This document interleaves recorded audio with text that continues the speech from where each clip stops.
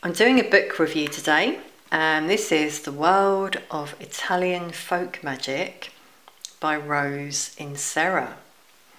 And this book is produced by Rockpool Publishing, who kindly sent me this book to review. So I'm truly grateful for having received this book, actually, because I love reading, and I've really enjoyed reading this book every morning over the past week or so, while having my cup of tea, like you do. It's been really enjoyable, actually, and very interesting. So I'm just going to share my general view on the book with you all, and we'll take a look inside as well.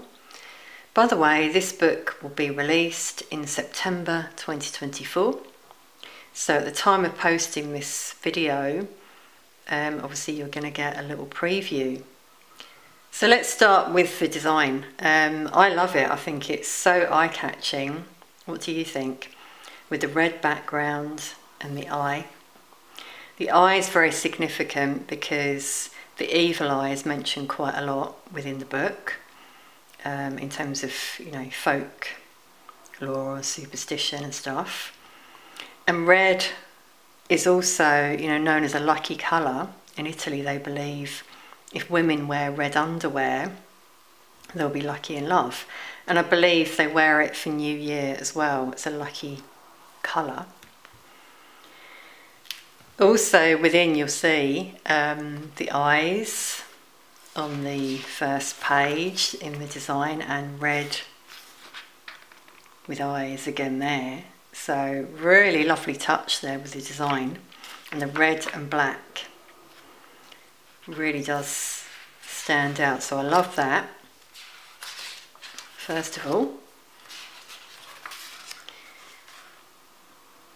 And then we've got the contents. So there's the introduction, part 1, history of Italian folk magic. And then there are 4 chapters looking into what Italian folk magic is and the history. Part 2 is practical magic. So there's things like kitchen witchery, herbal witchery, the molecular evil eye, as I said before, charms, hexes, cures and remedies, spells and love potions.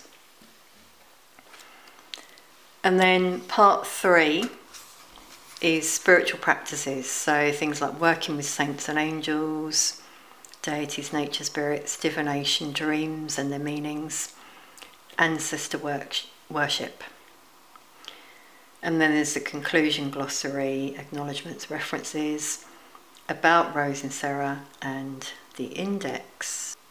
Now, some of you might be wondering what drew me to this book. I mentioned that before, as well as obviously the fact that I'm into tarot and divination.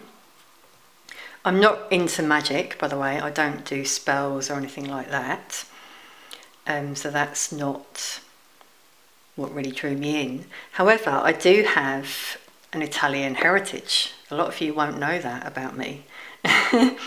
So it just really interested me to see, a bit more about Italy and its history. I do know, however, that tarot originated from Italy. It was originally a game called tarocchi, and then they used playing cards as a form of divination. So that's why in some decks, when you get the pip cards, they look a bit like Italian playing cards, actually, which I've seen a lot in the past. So there you go, that's why I was drawn to this book. But you don't have to, obviously be Italian to be interested in the book. However, it might draw you in as well. You might be intrigued to find out a little bit more about Italy and its history and folk magic, that kind of thing. So the introduction was quite interesting. Rose mentioned that when she was 12 months old, She had a life-threatening respiratory illness. Sorry everyone, I can't read today. And back then in the Italian village of Spinette in the hills of Molise in central Italy, the illness didn't have a medical name. So the doctor had no cure, and her parents knew only one thing they could do: ask the Magara, the healer who lived higher up in the mountains, close to where Our Lady of Sorrows first appeared in 1888. And that's where her parents left her. So she was obviously quite surprised. She said, "What do you mean, left me there alone?" I asked my parents. She wrote, "Imagine a parent doing this today." So yeah, I mean, she was left there for 3 days and 3 nights. Wow. But she survived. She lived to tell the story, and I guess she wanted to know more about her Italian heritage, because she then moved to Australia, as quite a lot of Italians did actually.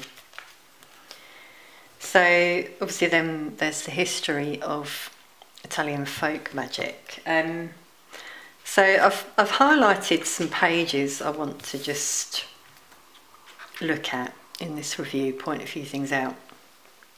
This was the first one that really resonated for me. She speaks about panda fecche, succubi witches.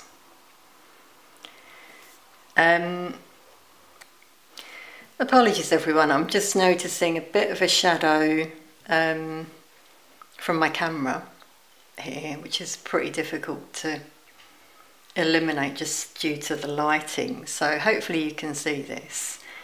But basically, just to sort of sum this up, these succubi are creatures that mount sleeping people's chests to give them nightmares. They're also known in places as streghe. Now, streghe means witches in Italian. So as you can tell, I speak Italian, in case you're wondering. There is a glossary, by the way, at the back. Just wanted to point that out now, with some Italian words that she mentions in the book. So I remember when I was reading, sometimes she put the English translation, sometimes she didn't. And I thought, wow, I wonder how people would know what that means. You know, they'd have to look it up, but there is a glossary. So I just thought I'd point that out.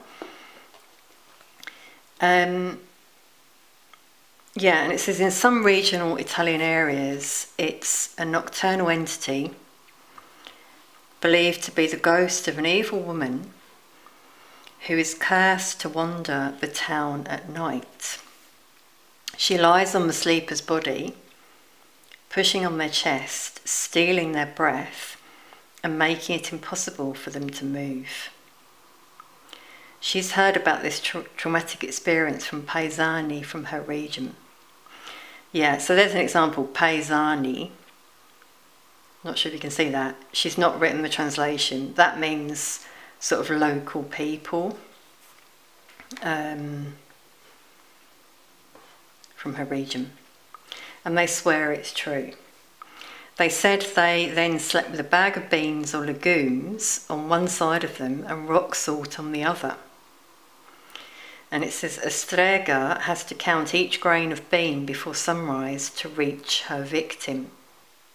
And the salt provides extra protection. Now, I wish I'd known that years ago. This is why this one intrigued me. To bring in a bit of my own history here. Not in Italy, by the way, but in Spain. I've lived in various foreign countries. And I lived in Spain for a while. It was northern Spain. I lived in a very old part of a city, and it was a very old apartment as well that I was living in with my partner at the time, now ex-partner. And on many occasions, I woke up and I sort of gasped for breath, sat up in the bed, and I was like this. I had to sort of exhale, and I could only describe it to other people as if someone was on my chest pushing down. So let's just say it was very heavy, uncomfortable, and just felt very strange. I knew it wasn't anything medical. I also knew I wasn't going crazy because my partner, who obviously slept in the same room, same bed, also experienced the same thing. And we both just felt there was something about that apartment. There was definitely a ghost there. I never actually saw anything, but felt it for sure.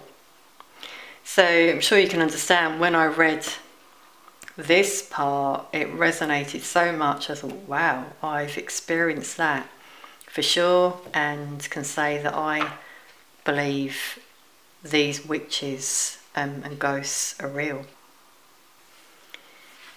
So I hope you enjoyed that story anyway. Have any of you ever experienced something like that yourselves? Let us know in the comments if you wish. Now, this one was also quite interesting, I thought. The Acabadora. So in Sardinia, the dying had their own angel of death called the Acabadora. And it comes from the Sardinian word acaba, which means to finish. Now it's quite interesting because if you speak Spanish, you'll know acaba is also a Spanish word for, I believe it's finish as well. So obviously the Latin derivation there. And the Acabadora was entrusted to be a mercy killer. She was responsible for ending the life of terminally ill or older individuals who were suffering and nearing death. Her role was one of compassion, and she was called upon when the person's family or community believed their suffering had become unbearable. And it goes on to describe, what they would do. But the angel of death was highly respected for her skill. So pretty interesting. Obviously a lot of things mentioned in this book no longer happen today, but it's just interesting seeing obviously what would happen in Italy. So obviously there's a lot here. I can't show you it all, but you see there's illustrations. Here we've got a herbal blend protection for your house. So that looks quite interesting. How to hang herb and plant bunches for house protection. So things like that are interesting because herbs, obviously are still used today, like sage. She mentions sage. Here's the part about the malocchio, evil eye. So occhio means eye and mal means bad in Italian. And she actually mentions here what it is, and it's often just a negative, bunch of negative thought forms, and the negative energy is transmitted to the recipient through a stare or glance. So it's not even like a spell,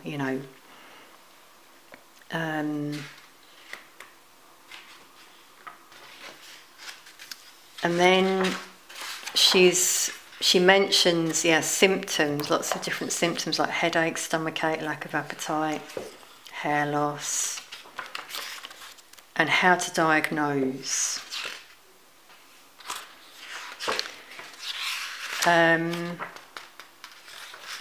Removing the malocchio, so these are sort of old methods, often with water and olive oil. Here's a very simple one. Fill the spoon with olive oil, then gently dip your index finger into the oil.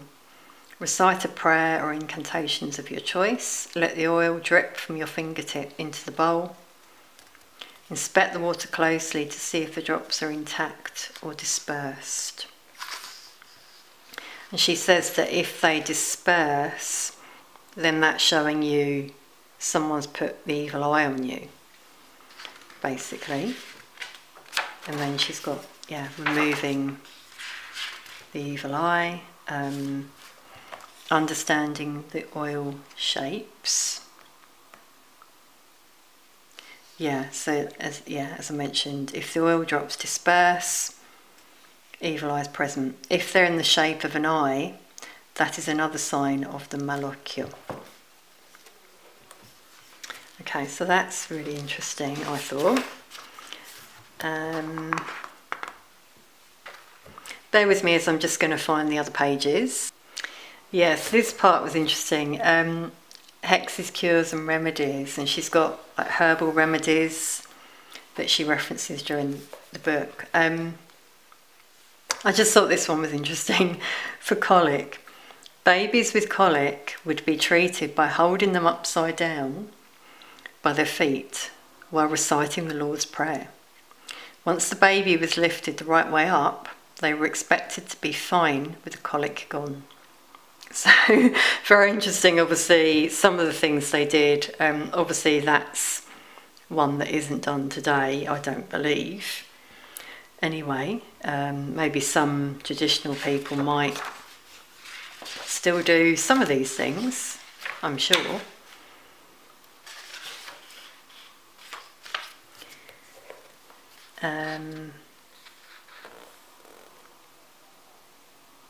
Yeah, so this was different mushrooms that she mentions. Fennel,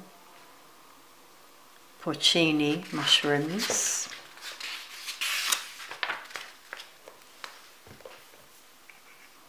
So this part's quite interesting because obviously it is relevant for today. You know, she's saying about other wild plants you can forage. Wild asparagus, nettles, which I used in cooking in Italy. Bitter greens from the garden with pasta, artichokes, kale, which is cavolo nero, cooked in minestrone soup, or boiled and fried with garlic and oil. So yeah, that's interesting if you know about cooking, you know, you're interested in growing your own vegetables, which she mentions here that her family did as well. There's a recipe here as well. She gives a few recipes actually that she mentions. Herbal teas, making herbal poultices. So as we saw in the contents, there are some spells in this book. And they're quite interesting. This one I just thought I'd show you, thought it was quite interesting. Money spell, number 1. You need lemon and cinnamon. Cut the lemon in half, sprinkle a generous amount of ground cinnamon on 1 lemon half. Rub the cinnamon coated lemon half on your palms, first the right palm, then the left palm. Rub your lemon cinnamon coated palms together while you visualize or speak your blessing of attracting money's flow and abundance to you. Stand or sit down, turn both palms to face upwards. Remain still and quiet for a minute or so while you continue to visualize good luck, good fortune and money flowing to you, as well as your life being abundant on all levels.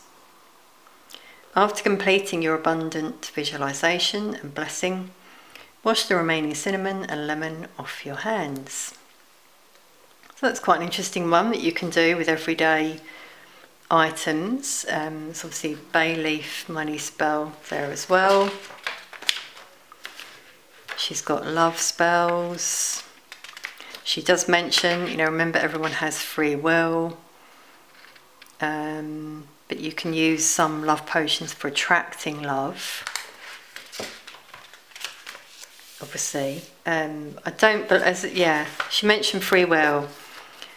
Personally, I don't believe in casting them if you're trying to change someone's view or bring someone back, that kind of thing, because that can get very messy. Just going to put that out there. Not something that I do, you know, personally, but There's the pink candle spell. Love and romance spells using pink candles are among the most popular love spells. And then part 3, spiritual practices. So in this section she mentions tarot, also known as tarocchi, as I mentioned at the beginning. And the history of Italian tarocchi dates back to the 15th century. It is one of the earliest known tarot systems. And I've just remembered reading here, she says about the minor arcana was the Italian standard 4 suits: bastoni, wands; coppe, cups; spade, swords; and denari, pentacles. Now, if any of you have ever played cards with an Italian deck of cards, playing cards that is, you'll know these symbols. So it's very interesting if you then use tarot, you know, seeing the similarity there. It's quite interesting here, she's got all the major arcana with the Italian words as well for the cards. Another interesting part here I thought was the dream images and meanings. Now she's put her own interpretations, so obviously you can take from them what you will. She's just got some keywords and meanings here. So for example, when you dream of a cat, lucky but only until your 9 lives run out. Cooking, dream fulfilled. Dog, loyalty. Yeah, I mean, I often say dogs are a sign of loyalty. Fruit, new friendship.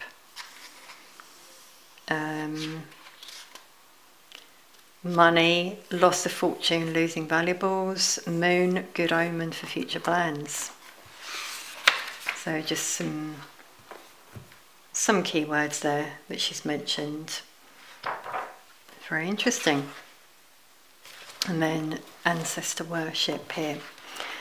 So there's a lot to go through. As you can see, I can't show you it all.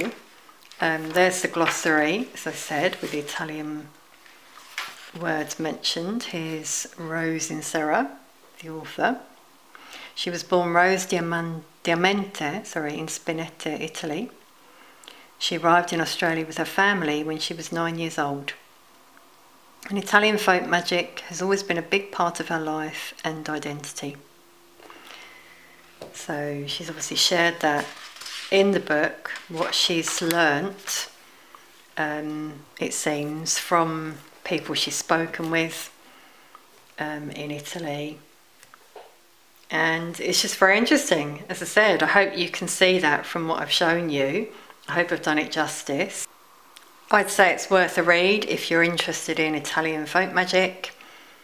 There are some practical things you can use in here, as I said, spells, using herbs, a bit about cooking, and then obviously just the history, which is relevant in many ways, as we saw with the tarot as well. So what do you think? Are you interested in the book? Do you think you might read it yourself, get hold of a copy? Let us know in the comments what you think. If you are interested, I really hope you enjoy it. As I said, I have really enjoyed it myself. I really do think it's just that little bit more special if you've got a link to Italy yourself, as I do. As I said, that may draw you in. Thank you so much for watching, and I'll see you soon for other reviews. Look out for those on my channel.